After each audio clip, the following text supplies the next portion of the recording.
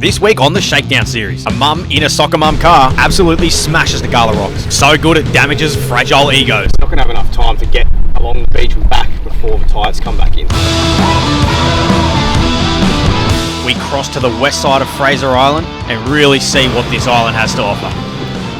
There's a few she'll be right, we've got a snorkel moments, huge storms roll through, and for the remainder of our time, just some good old-fashioned exploring. Come with us this week as we wrap up our time on Fraser Island.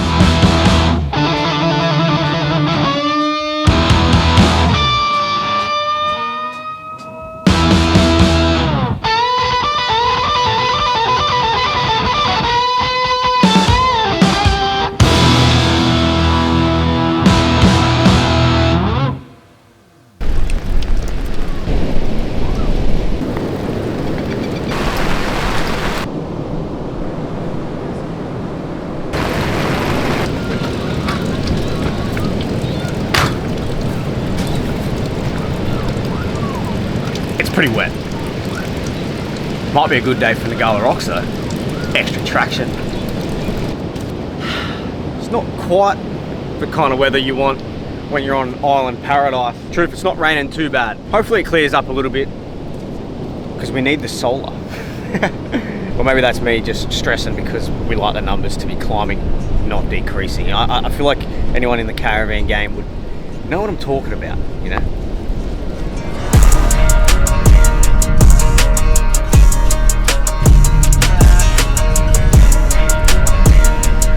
Now, this washout changes day to day. So you're just gonna have to make a choice on the day whether or not you think it's actually doable to get around this first bend in.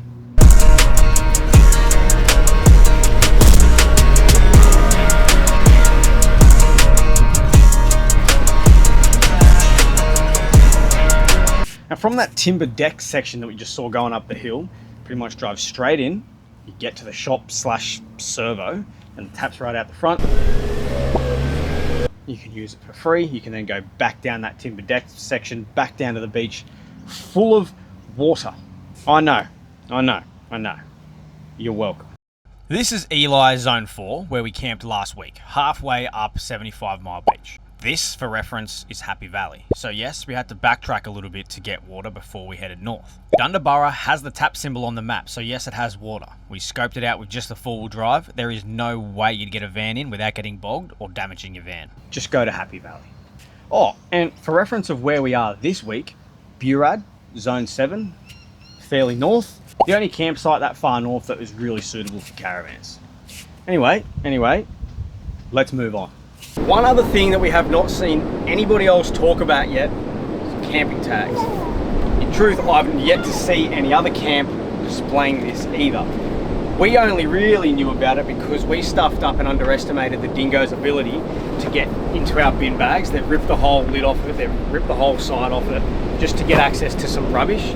And that's why the rangers actually found our camp, realised we didn't have this displayed, and they gave us a warning. We didn't get a fine, which was good, which is why I'm bringing it to your attention. These camping tags are sent as a digital version into your email once you do your camping permits, right? At the top of the email in the fine print, it does say to print off before your arrival. We didn't have that luxury, and in truth, we overlooked the fine print. Again, that's why I'm saying this. If you don't have access to a printer, you can get these from the shops, or if you find the rangers, you can get these as well. What you can do is just use that digital version as a template, write it out on a piece of paper so you can make sure you get all the relevant information that you need. Put it in a Ziploc bag, tie it to your door. At least that way when the rangers come past, they can see all your details and make sure that you're not squatting or trying to camp and get away with it, right? Because that's been happening a lot, they said, which is just not fair for the people who are doing the right bloody thing. The main thing that they said to us that they need to see is the booking number, but it won't go astray to put all the other info there anyway.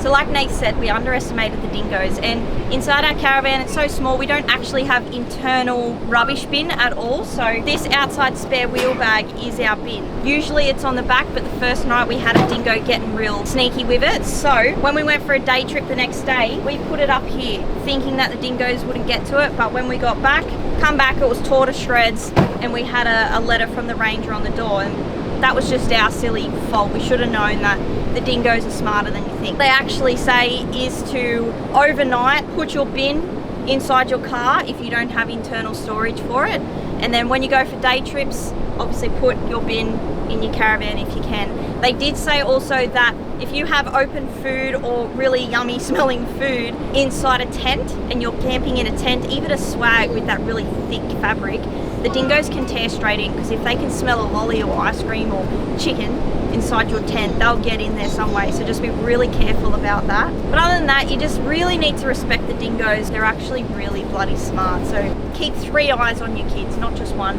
But other than that, they're not that much of a nuisance. If you just keep them away from your camp, it's actually a very safe place to come. You just got to keep your wits about you.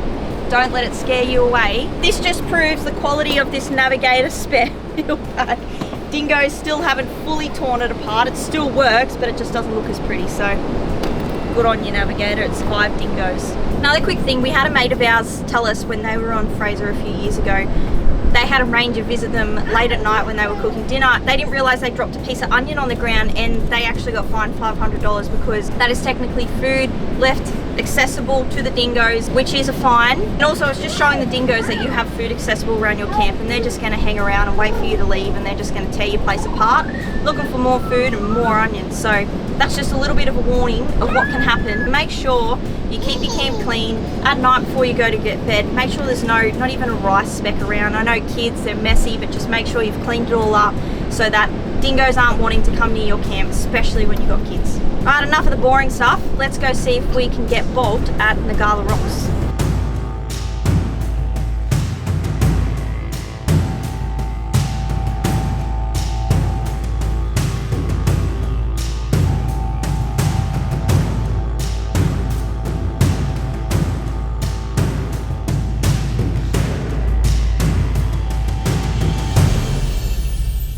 Now, this is definitely one spot where fools lose their four-wheel drives right after they say, she'll be right, I've got a snorkel.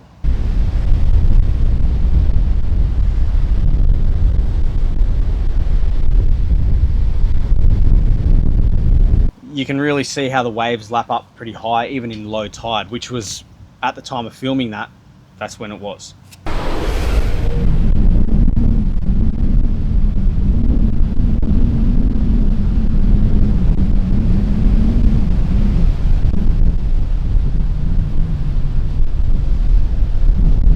Now, we worked pretty hard to time the tides right, and we only just got through with just enough room. So we really recommend taking the time to study the tides for yourself. Anyway, Ngkala Rocks isn't going to drive itself. Very true. I can understand why everyone flocks it, because you have to. Right. Because, so going through the rocks looks easy, it looks solid, but after the rocks, when you got to do the incline, you cannot stop. And a bloke just got bogged in his troopy. I was up there helping him. He was doing it in 3rd low gear, if that makes sense to anyone. And it wasn't enough. So we just tried a few times. He's got his mate up there, his son up there helping him now. So we'll have to wait for him to move and then we'll give it a crack. But it's a long way before I can stop or turn around. Like, I'm not going to be able to stop. So that means Mr. Camera Guy here is going to be getting a shot and then running to the top of Ngkala Rocks. I think the other side, up and down. Up and down. Oh, sick. I needed to work out. Yeah, it was indeed a lot of running on soft sand. Like a lot. And it's not Ngkala Rocks that's bad, it's past Ngkala Rocks. Very soft, uphill. It was very soft and uphill. A troopy's currently stuck, so I don't know how I feel about the Sokomon car, but we're going to do it anyway. We got recovery gear, and I'm sure, like, if we need a tug out, there'll be someone up there that'll be giving us a hand.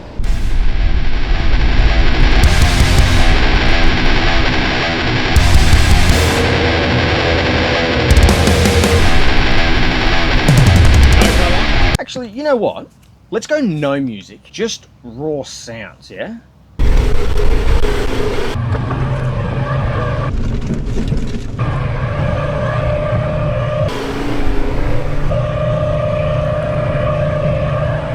Okay. Let's try with music. Comment down below which one you reckon feels better.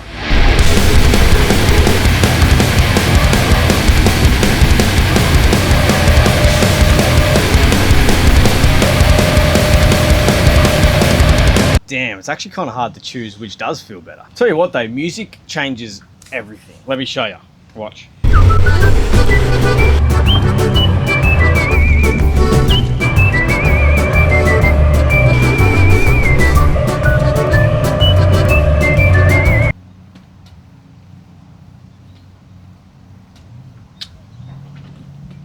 Okay, even though it was weird, it still kind of worked, right? Anyway, let's watch it from the top without any music. Just enjoy the rest of the video.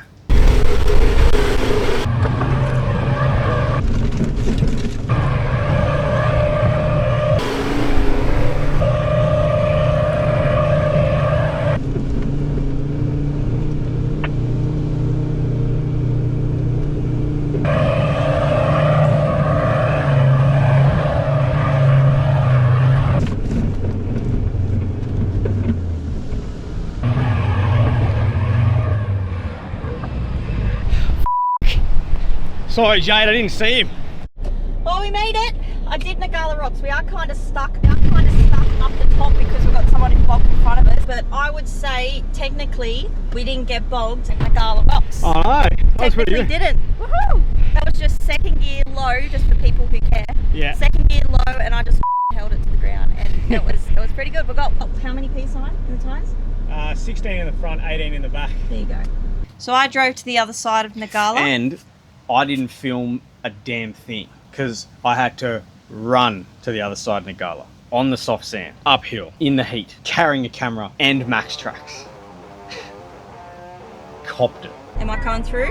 Yeah, I've just stopped the Land Cruiser now. He's off the side now. He was come past him and he said there's no one coming up behind. Should be good.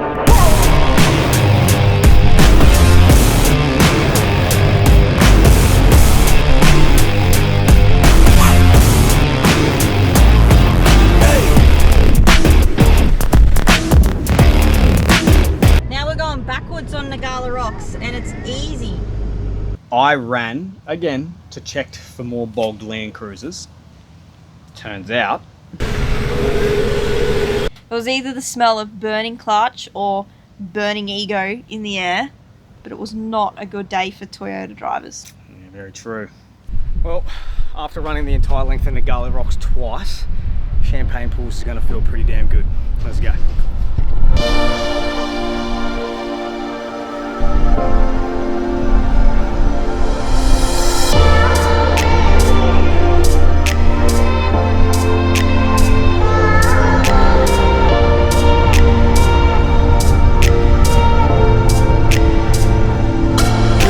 Tell you what, it looked like Bondi bloody beach down there, so we decided to opt to go back to camp, plan our trip to the west side of Fraser for the next day.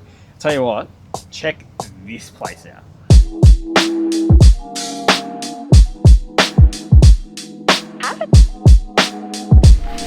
One thing I can't actually understand is how you'd want to come here and just blast music and drink copious amounts and not just take it all in. Now it's just all those distractions. But there's so much here to appreciate. Just from the drive from the east side all the way across to the west, we've been through beautiful rainforest, this classic looking Aussie bush scene with banksias, grass trees and eucalypts everywhere. And just the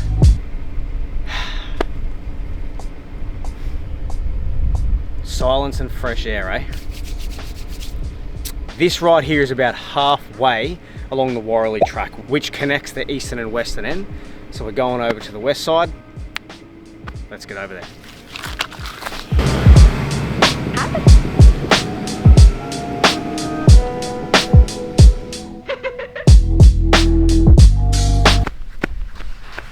Been doing a lot of running while on this island too. Yeah, YouTube life.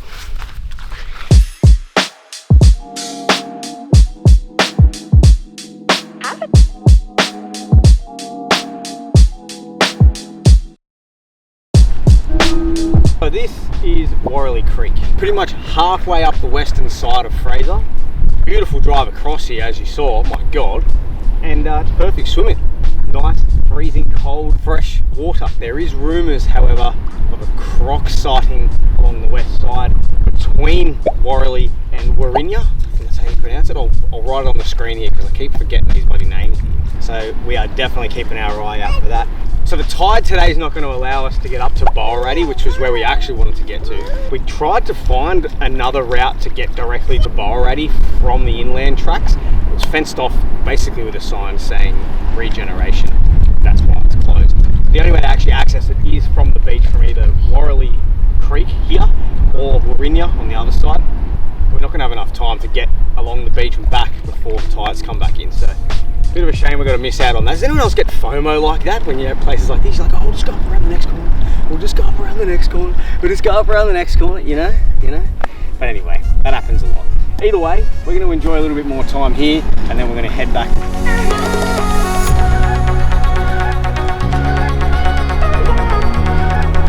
Come on, come to Dad. Doing very good, darling.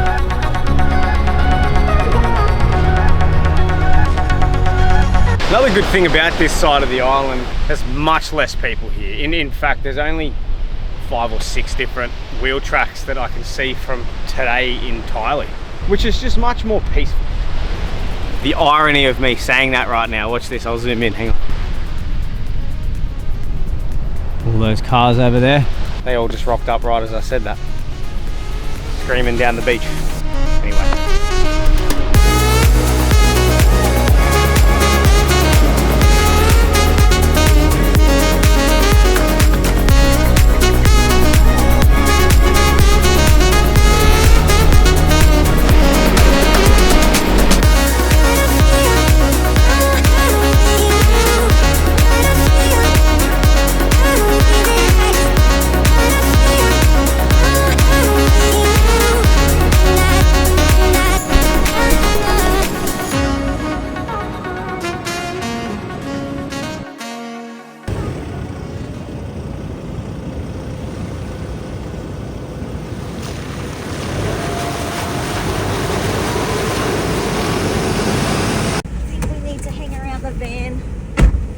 Wait for this storm pass because just to keep an eye on it because we might have to quickly put the awning down. It's pretty bad. I don't know if you can tell how wet we are. We just had to race back along the beach to beat the storm. We just made it. I think we slightly damaged our awning. It won't shut all the way. The wind just came through. I did stop it a little bit, so I don't think it's too damaged. See what happens, man. Got out to take a photo and just felt the wind. I was like, uh-oh, okay, we need to go back. And we so lucky we come back. Awning would have been who down knows there. where. Yeah. Indy, well, the whole time she's just watching the Wiggles. Yeah, we put the Wiggles on for her when we were driving back, just so because we knew we were going to get back and potentially just have to jump out the car and run. So she was just in here watching the Wiggles all calm. Definitely a decent storm rolling through. It's just straight north. It's just pumping. It's a good way to start a Sunday. Yeah. With more big storms forecasted for the next day and the whole week, we decided to play it safe for once and head back to the mainland.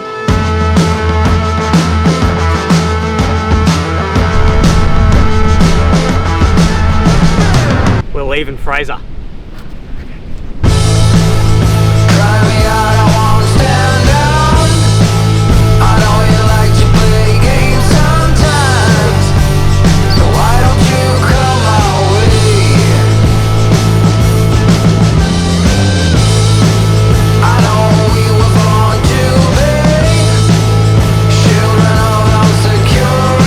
So in that previous segment, you saw that time-lapse bit. You can really see how wide the beach is for the most part at low tide. Definitely don't even attempt to tow in high tide because you'll get unstuck. Having all that room to zig and zag to kind of dodge all the soft stuff really comes in handy.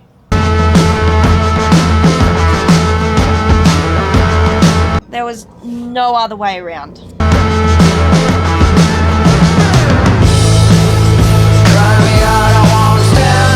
Look at how close some of these situations get on this island. There was about 10 meters of runway when the waves receded for us to duck on through there. See, just in that last clip, all the U-turn tracks. It's good to see people played it safe when the tide was higher. We got there just at the right time, thankfully. We were able to sneak through, right?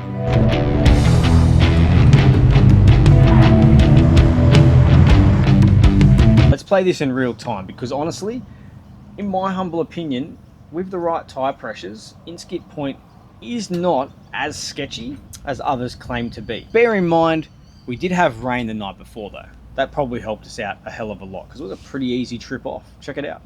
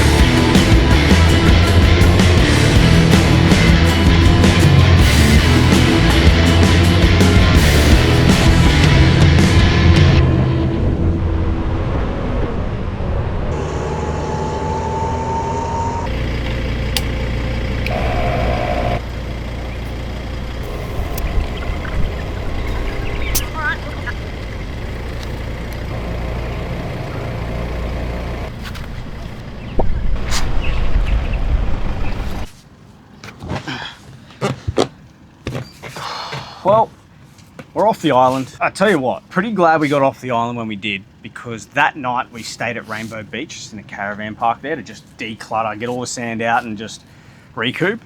And we got flogged with a massive storm, eh? God damn, we went through the full underbody wash. We went to the surf club for dinner. That's because the caravan park actually lost power and they still didn't have power the next day. So couldn't do any washing that we needed to do. So we ended up bailing a bit earlier because there was no power and there was looking to be no power for days. Started heading a bit more south and we got to Noosa. We stayed in a caravan park there which had power. So that felt like an amazing... It was pretty slim pickings for spare sites too, so we only got that at the last minute, which was good. Yeah, we actually got a few marketplace deals, which was exciting. Love that. Yeah, picked up a few marketplace deals on the way. But now this is pretty much wrapping up our shakedown series. If you followed along from the beginning, I'm so glad you've been around for it, because it's been pretty special to us to put our whole setup through the paces throughout back Queensland, the Daintree a little bit. We basically went on dirt road, big steep climbs, beach camping. We've towed it on pretty much every terrain possible now, and we know it can handle it, which is really nice. So we're going to get home. There's a few little bits and bobs that we want to tweak, take some things that we are never going to use out and really dial in for our lap next year. So we've got a couple of weeks leading up to Christmas, of course, so we're going to take a bit of time with our family, do our thing, get everything set up. We'll be posting regularly anyway, but it might not be the out and about fun stuff that you're used to seeing.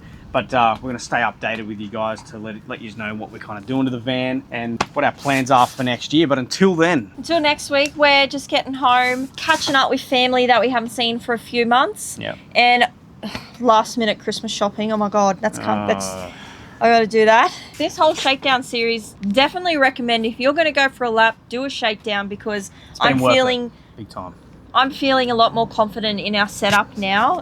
There's definitely a few things we want to tweak. Nath will show you what tools he decides to take, what spare parts, bits and bobs, all that stuff that I don't need to worry about. That's a him problem. We'll show you all of that. We'll even show you what we get rid of out of the van. I guess all that's personal preference, but we've really learned that we can survive, live, thrive, whatever you want to call it, you know, like with pretty freaking minimal cooking stuff, pretty minimal everything, really. Like it's what's the best part about this life, you just get rid of all the unnecessary stuff. But the most exciting thing is that we actually start our proper lap in January. We're going to be starting in one of the coolest places in Australia, the Victorian High Country. We're going to be doing some pretty crazy stuff. My mum and Uncle Seb, my little brother, are going to come down with us, and we're going to hit some pretty gnarly four drive tracks. Super excited to see where this can go up in the high country, as well as where this can go. Absolutely. So we're definitely going to be testing the setup down there. It's going to be a great way to start our big lap of Australia. Yeah. So anyway, we'll see you next week. We'll keep you updated with what we're doing. It just might be a few more shorter episodes, but we're still going to be all up in your faces, all up in your grill, talking a lot of smack. So we'll see you next week.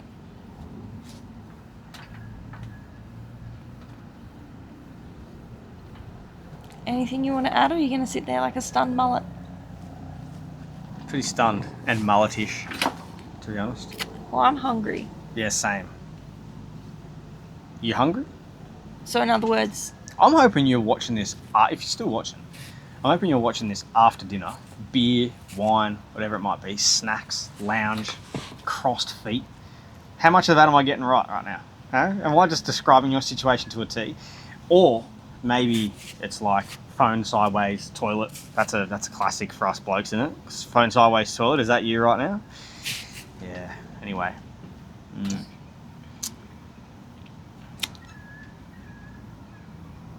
if you're still watching, are you okay? Yeah. Oh dear. Alright, I'm going to come turn the camera off. I'm going to go make some food. Anyway.